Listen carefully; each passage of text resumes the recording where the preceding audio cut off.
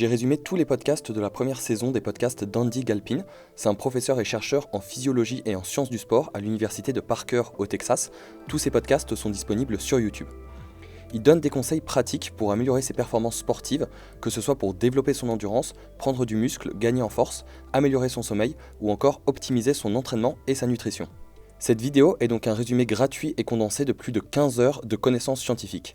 Pour soutenir mon travail, n'hésitez pas à vous abonner, à aimer et à partager la vidéo. Bon visionnage. Améliorer son VO2 max. Le VO2 max, c'est la quantité maximale d'oxygène que l'organisme peut utiliser par unité de temps. Pour faire simple, c'est la quantité maximale d'oxygène que les poumons sont capables d'inspirer, de transmettre dans le sang et que les muscles sont capables d'utiliser.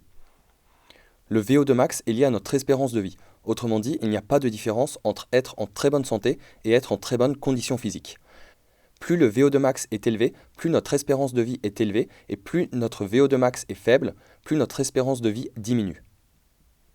Améliorer son VO2 max, c'est entraîner son corps à acheminer plus efficacement l'oxygène aux muscles grâce au cœur, donc en amener plus et plus rapidement, et augmenter la capacité des muscles à l'utiliser.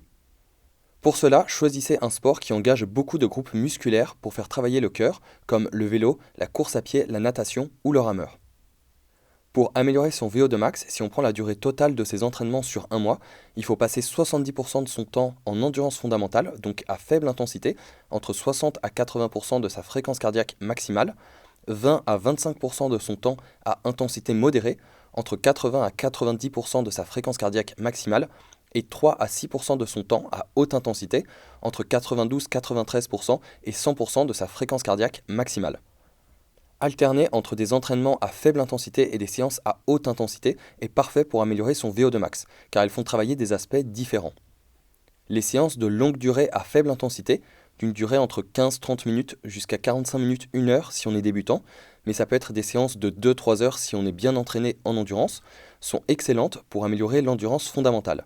On améliore l'efficacité du système aérobie, on optimise sa capacité à amener et à utiliser l'oxygène sur une longue période. L'avantage, c'est qu'on récupère très vite après une séance à faible intensité. L'inconvénient peut être la durée de la séance. Si on fait une séance de plus d'1 heure, il faut avoir du temps devant soi. 70 à 80% de vos séances doivent être des séances à faible intensité, donc elles doivent représenter la grosse majorité de vos entraînements en endurance. Les séances à haute intensité consistent à répéter des efforts courts à une intensité de 100% suivis de courtes récupérations. Par exemple, on peut faire 30 secondes d'effort à fond, suivi de 30 secondes de repos, et faire entre 4 à 12 répétitions. Si on est bien entraîné, on peut courir 1 km le plus rapidement possible, entre 3 et 5-6 minutes, et prendre le même temps d'effort comme temps de repos. Si on a mis 5 minutes pour courir 1 km, prendre 5 minutes de repos, et faire ensuite 2 à 4 répétitions. On peut aussi faire 4 minutes à fond, 4 minutes de repos, le tout 2 à 4 fois. L'avantage, c'est que les séances sont très courtes, en 15 à 30 minutes, on peut faire une séance à haute intensité. L'inconvénient, c'est qu'elles sont plus stressantes pour l'organisme et nécessitent une récupération plus importante. Si on est débutant, avec 1 à 2 entraînements en endurance par semaine, de 30 à 60 minutes, on peut observer une augmentation de son VO2 max de 30 à 50% au bout de 6 mois, 1 an. Si on est bien entraîné en endurance, avec 2 à 4 entraînements en endurance par semaine, de 30 à 60 minutes ou plus, on peut observer une augmentation de son VO2 max de 5 à 10% au bout de 6 mois, 1 an. Prendre du muscle. Les muscles permettent de diminuer toutes les causes de mortalité. Ils sont donc importants pour la santé cardiovasculaire ainsi que pour la santé du système nerveux. En plus de ça, les muscles permettent de réguler de nombreux mécanismes. Ils sont impliqués dans la régulation de l'humeur, de l'inflammation, du système immunitaire, de la fertilité, du métabolisme, des hormones ainsi que des tissus osseux. Il est donc important d'entretenir sa masse musculaire.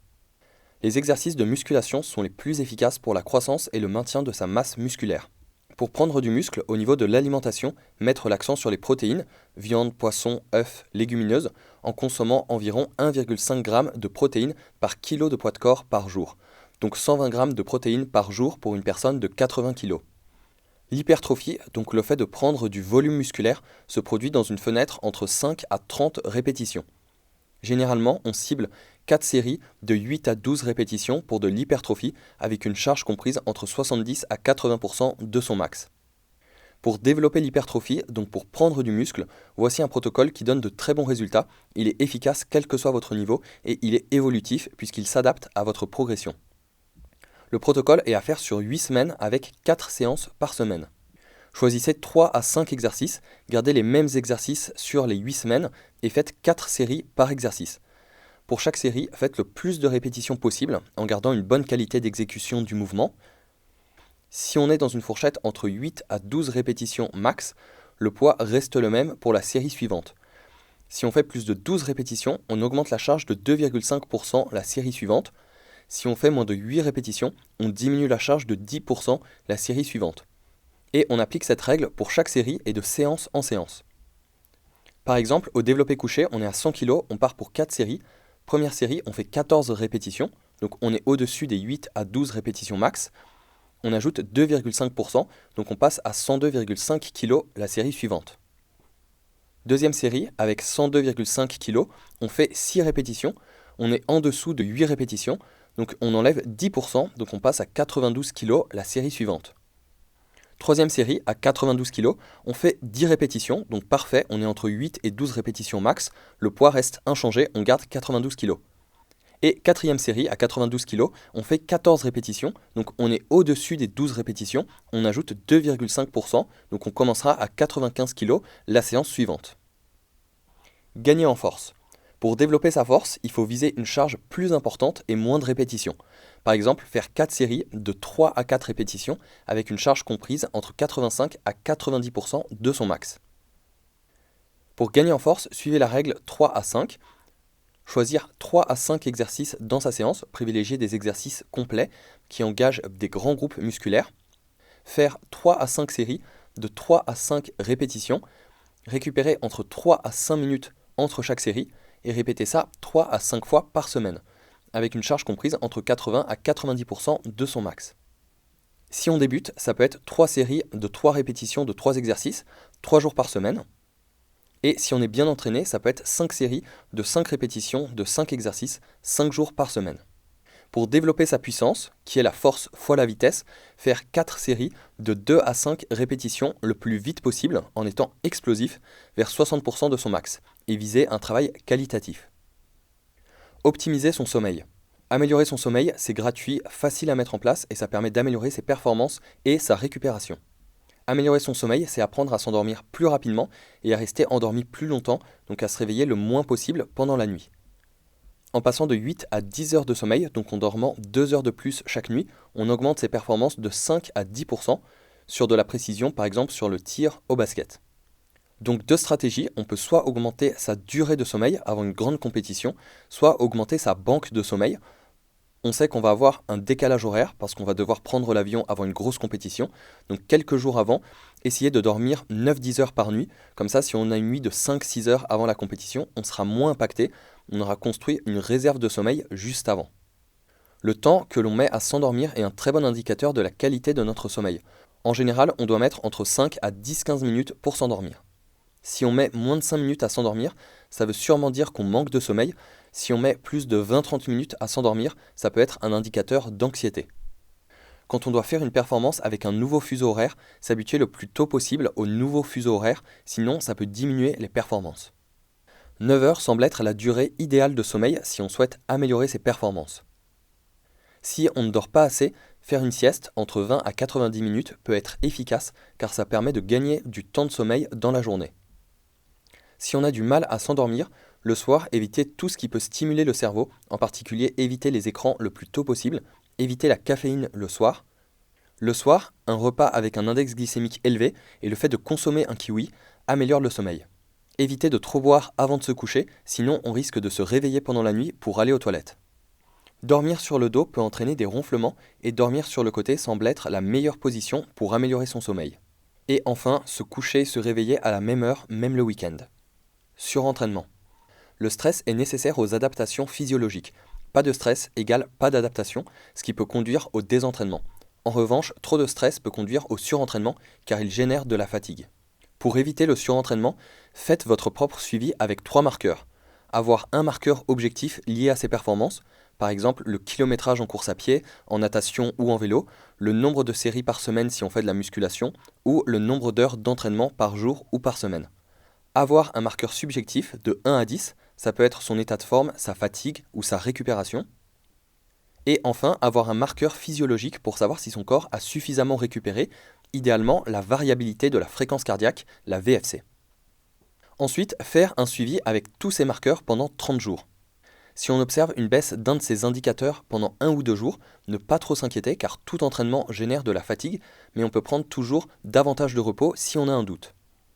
En revanche, si on observe une grosse augmentation de son volume d'entraînement, une baisse de ces deux indicateurs associés à son état de forme, une diminution de ses performances et de l'envie de s'entraîner pendant au minimum 3 à 5 jours de suite, ça peut être un signe de surentraînement. Si on se sent en surentraînement, se reposer et optimiser sa récupération avec sommeil, nutrition, hydratation et gestion du stress. Au niveau de la nutrition, être sûr de manger suffisamment de glucides. Il arrive que des personnes qui s'entraînent beaucoup se sentent en état de surentraînement, mais très souvent, il s'avère qu'elles ne consommaient tout simplement pas assez de glucides. Consommer 5 grammes par kilo de poids de corps de glucides si on s'entraîne de manière très intensive. Pour une personne de 80 kg, ça équivaut à 400 grammes de glucides par jour. Affûtage. L'affûtage correspond à une réduction progressive de la charge d'entraînement avant une compétition dans l'objectif de réduire la fatigue et donc d'améliorer les performances. Réduire le volume d'entraînement de 40 à 60% 1 à 2 semaines avant compétition, en gardant toujours une intensité élevée lors des entraînements, engendre une augmentation des performances de 3 à 5% le jour J. 5%, c'est pas beaucoup, mais parfois c'est le temps qui sépare une médaille d'or d'une 5e place. Pour savoir ce qui marche le mieux pour vous, individualisez. Sur plusieurs compétitions, essayez un affûtage sur 1 semaine avec un volume d'entraînement réduit de 60% ou un affûtage sur 2 semaines avec un volume d'entraînement réduit de 40%. Notez vos entraînements et la stratégie que vous adoptez, notez vos performances pour chaque compétition et trouvez l'affûtage qui vous convient le mieux. Nutrition pour optimiser la santé de votre cerveau.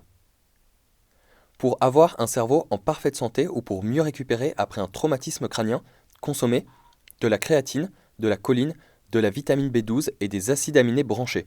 Toutes ces choses que l'on retrouve en grande quantité dans les protéines, viande, œufs, poissons, légumineuses. Mais aussi des oméga 3, du magnésium et des myrtilles. De la créatine, 5 g par jour pour améliorer vos performances sportives, 20 g par jour après une commotion cérébrale. De la choline, qu'on appelle également alpha-GPC, en complément alimentaire. 500 mg par jour d'alpha-GPC pour améliorer vos performances sportives, 1 à 2 g par jour après une commotion cérébrale. De la vitamine B12, 400 mg par jour pour améliorer vos performances ou après une commotion cérébrale. Des acides aminés branchés, que l'on appelle également BCAA, 54 g par jour après une commotion cérébrale. Des oméga 3, que l'on trouve dans la plupart des poissons gras, thon, saumon, maquereau, hareng, sardines. 2 g par jour pour améliorer vos performances sportives, 2 à 4 g par jour après une commotion cérébrale. Du magnésium, excellent pour le système nerveux, 400 mg par jour pour améliorer vos performances ou après une commotion cérébrale. Des myrtilles, 100 g de myrtilles par jour après une commotion cérébrale. En cas de traumatisme crânien, diminuez voire supprimez la caféine car elle crée une vasoconstriction, ce qui diminue l'afflux sanguin au niveau du cerveau et donc empêche le cerveau de bien récupérer. Et voilà, c'est la fin de cette vidéo. Pour soutenir mon travail, n'hésitez pas à vous abonner, à aimer et à partager la vidéo. En attendant, prenez soin de vous et surtout prenez du plaisir à vous entraîner.